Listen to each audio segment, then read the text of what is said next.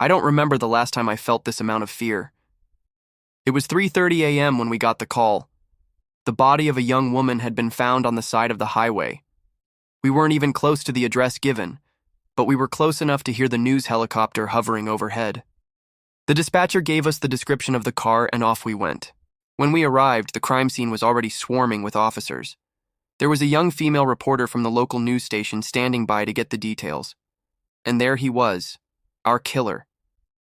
He was standing with his hands in his pockets, watching us pull up. I stopped just out of frame and hid behind my partner, knowing that one look could take away everything I was ever proud of as a cop. He had no face.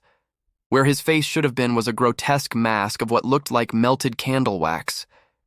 It was dripping down his cheeks, hitting his black t-shirt, hardening as it cooled.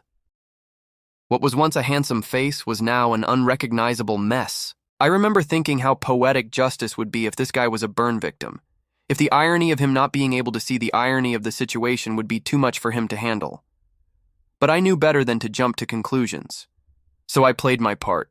I walked right up to him, making sure that my badge was visible. "Do you know why we're here?" I asked. My voice sounded strangely high-pitched even to me. He didn't answer. Instead, he looked past me, his eyes boring a hole into the back of my head. He said nothing. His silence screamed at me, daring me to make a move, daring me to strike first. And for a moment I was tempted. This was my chance to end all of this, to end his reign of terror, to end the pain that he had caused so many, to end the life of a monster. My partner was whispering in my ear, telling me to calm down, that this wasn't my circus. But something about the way this guy looked at me, the way he carried himself, made me want to kill him, made me want to end him. So I did what I was trained to do. I took a deep breath, ignoring the pounding of my heart against my ribs, knowing that if he was going to make a move, it would have to be now. And slowly, very slowly, I reached for my gun. The world seemed to stop for a moment. I could feel my partner's eyes boring into me, waiting for me to make a move, waiting for me to make the first move. All I could think about was how messed up my life would be if I shot this guy and he ended up being innocent. How would I explain that to the family? How would I explain that to myself? But then I remembered why we were really there. Because a young woman was lying dead on the side of the road, because several other women had been found mutilated, because this monster had managed to terrify an entire city. And that's when I saw it. The flicker of something evil in his eyes, the slight smirk playing on his lips. It was subtle, but I saw it. I knew then that I was staring at pure evil.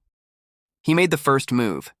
As I watched in slow motion, he pulled something out of his pocket, something small and silver. It glinted in the faint light of the street lamp above us. A knife. He opened his hand and closed it around the knife handle. Then he stepped forward, lunging at me. Adrenaline pumping, I dove to the side, knocking my partner over in the process. The knife flashed again as he lunged a second time. This time, adrenaline taking over, I tackled him. We grappled on the ground, neither of us giving an inch. But it was no use. With one arm pinned under his body and the other reaching for my gun, I knew I was in trouble. Then he said it, the one thing he should never have said. "You're too slow, copper," he hissed in my ear, just like all the rest of them. And with that, he spat in my face. I pushed him off me, stood up, and drew my gun. "Get on the ground," I ordered, my voice shaking. He laughed, a sound that echoed the insanity in his eyes. "You can't shoot me, copper. You're too scared." And that was my undoing. I fired 3 times. As he lay dying on the concrete, blood staining the pavement, he spat blood and teeth at me. "Now, you'll never catch me," he whispered, his voice barely audible, "'cause I'm already dead." And with that, he looked me in the eye, those beautiful blue eyes filled with nothing but hate. Then he smiled, a wide, toothy grin that promised pain and suffering. And with one last, "You'll never win," he died. That was 12 years ago, and every night I hear him whisper those words in my ear, reminding me that I failed. Failing my partner who lost his life that night. Failing the woman whose face I'll never forget. Failing the city that I swore to protect. Because that monster was right. I will never win, and neither will you.